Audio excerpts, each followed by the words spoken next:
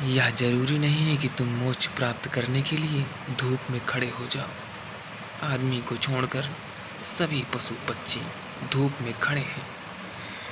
उनमें से कोई भी मोक्ष नहीं चला जाता, नहीं प्राप्त कर पाता। और तक का अर्थ यह है नहीं है कि तुम भूखे खड़े हो जाओ और अनशन कर लो, उपवास कर लो, क्योंकि आधी दुनिया ऐसे ही भूखे मर रही है। कोई उपवास करके मोक्ष प्राप्त नहीं कर पाता। शरीर को जला दो, गला दो, उससे कुछ हल नहीं होता। वो सिर्फ आत्महिंसक और आत्म महानतम पाप है, और सिर्फ मूर्ख ही उस पाप में उतरते हैं। और जिन्हें थोड़ा भी बोध है वो ये नासमझियाँ ना करेंगे। दूसरों को भूखा मारना अगर गलत है तो खुद को भूखा मारना सही कैसे हो सकता है। दूसरों को सताना अगर हिंसा है तो खुद को सताना अहिंसा कैसे हो सकती है। सताने में हिंसा है। किसी को तुम सताते हो, इससे क्या फर्क पड़ता है। जो हिम्मती वर्ग है वो दूसरों को सताते हैं, जो कमज़ोर वर्ग है वो खुद को सताते हैं। क्योंकि दूसरों को सताने में एक खतरा है कि दूसरा बदला लेगा। खुद को सताने में यह खतरा बिल्कुल नहीं है। कौन बदला लेगा? कमज़ोर अपने को सताते हैं। तुमने कभी ख्याल किया है अगर पुरुष नाराज हो जाए तो वह पत्नी को पीटता है, और पत्नी अगर नाराज हो जाए तो वह खुद को पीटती है। ये जो पत्नी है ये साधुओं का प्रतीक है। कमज़ोर अपने को पीटता देता है। क्या करे? ताकतवर दूसरों को पीटता है।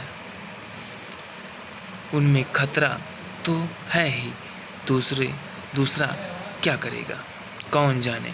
कमज़ोर आत्महिंसक हो जाता है और ताकतवर परहिंसक हो जाता है। और धार्मिक वो है जो अहिंसक हो, ना वो दूसरों को सताता है ना खुद को सताता है। सताने की बात ही व्यर्थ है। तपस्या का अर्थ है कि तुमने यह सत्य स्वीकार कर लिया है कि तुम अकेले हो, कोई उपाय नहीं है। संगी साथी का तुम जितना ही चाहो, कितना ही आंखें बंद करके सपने देखो, तुम अकेले ही रहोगे। जन्मों जन्मों से तुमने घर को बसाया, परिवार बसाया, मिटाया है, लेकिन तुम अकेले ही रहे हो। तुम्हारे अकेलेपन में रत्ती भर फर्क नहीं पड़ता। जिसने यह जान लिया, स्वीकार कर लिया कि मैं अकेला हूँ, उसके लिए इंगित सूत्र है कि चैतन्य ही आत्मा है। वही तुम्हारा और कोई तुम्हारा नहीं है। दूसरी बात इस सूत्र में है वो है चैतन्य।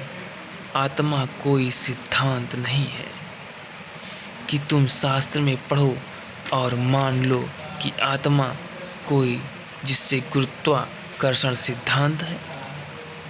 ऐसा कोई सिद्धांत नहीं है। आत्मा एक अनुभव है, सिद्धांत नहीं। और अनुभव है चैतन्य के तीव्रता का। इसलिए तुम जितने चैतन्य होते जाओगे उतने ही तुम आत्मा का पता चलेगा। इसलिए तुम जितने चैतन्य होते जाओगे उतने ही तुम्हें आत्मा का पता चलेगा।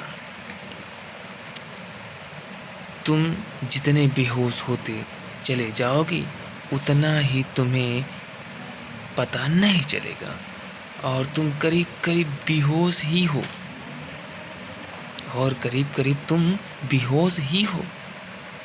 जो आत्मा को जानना चाहता है उसे किसी दर्शन शास्त्र की जरूरत नहीं है। उसे चैतन्य को जगाने की प्रक्रिया चाहिए। उसे वह विधि चाहिए जिससे वो ज़्यादा चैतन्य हो सके। निश्चय ही यह दास वाणी आपके चैतन्य को जगाने का प्रयत्न अवश्य करेगी।